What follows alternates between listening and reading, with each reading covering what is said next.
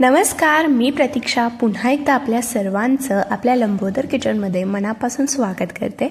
तर आज आपण मस्त कुरकुरीत जाळीदार आणि पोटभरीचा असा तांदळाच्या पिठाचा नाश्ता कसा बनवायचा हे पाहणार आहोत।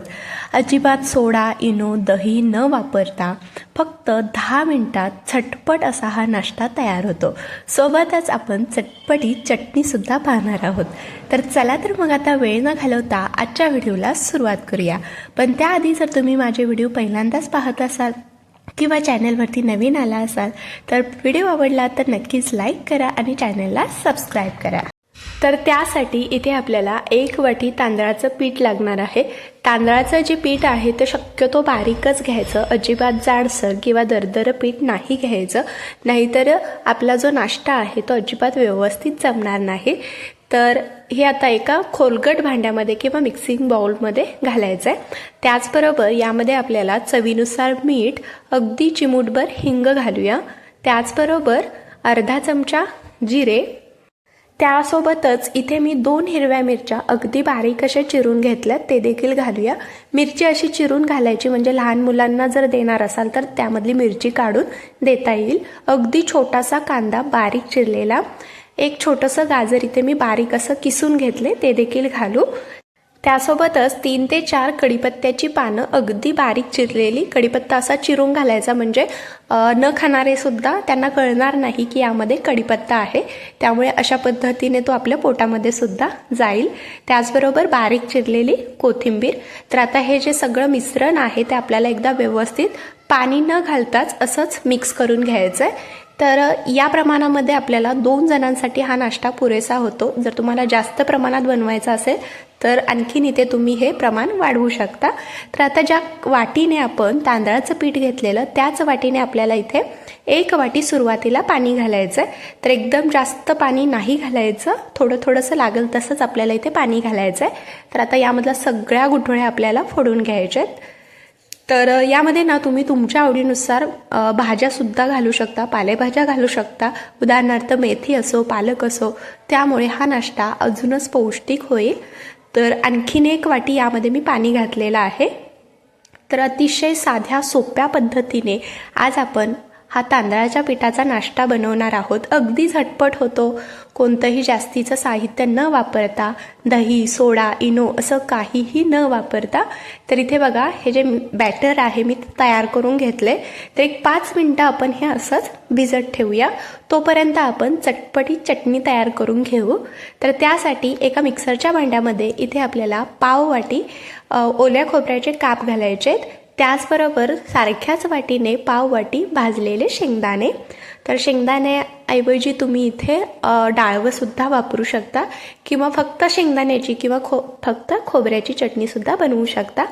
2 हिरव्या मिरच्या, अर्धा इंच आलं, त्याचबरोबर यामध्ये आपल्याला घालायचं आहे 3 ते 4 कढीपत्त्याची पानं आणि थोडीशी कोथिंबीर घालू।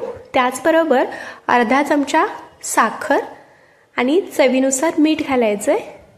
त्याचबरोबर या चटणीला छान असा चटपटीतपणा येण्यासाठी इथे मी 1 टेबलस्पून ताजं दही घालते।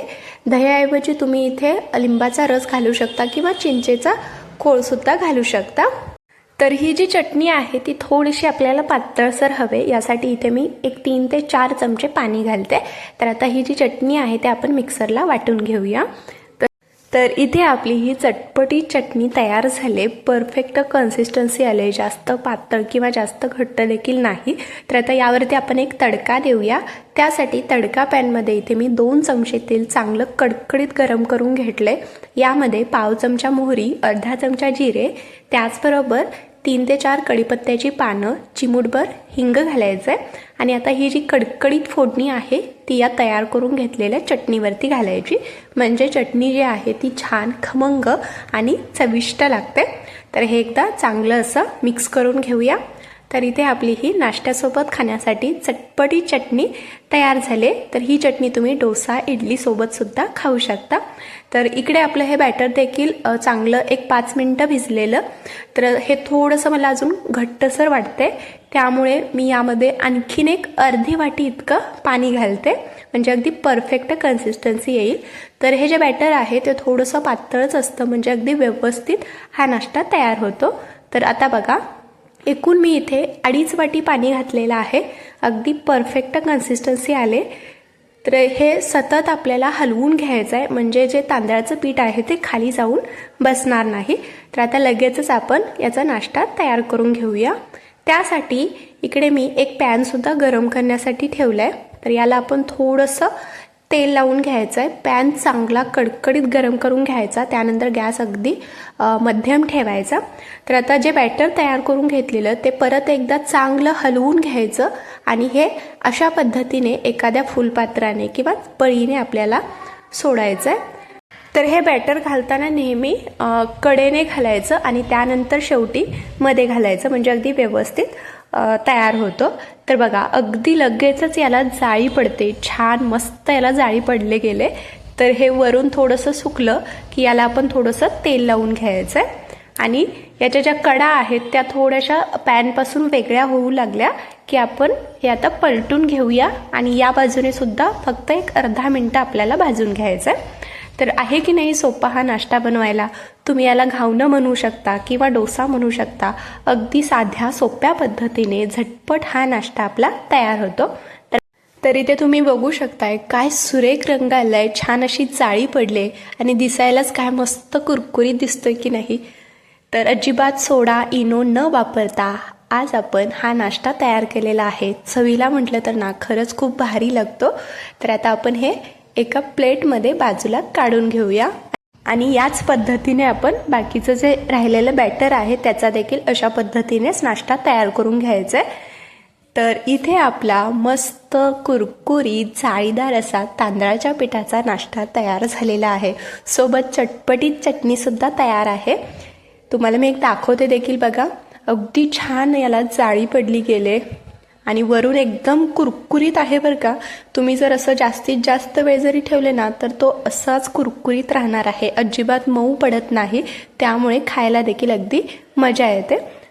तर तुम्ही देखील अशा पद्धतीने हा तांदळाच्या पिठाचा नाश्ता एकदा नक्की करून पहा, अगदी झटपट होतो। तर व्हिडिओ आवडला असेल तर लाईक करा, चॅनेलला सबस्क्राईब करा। धन्यवाद।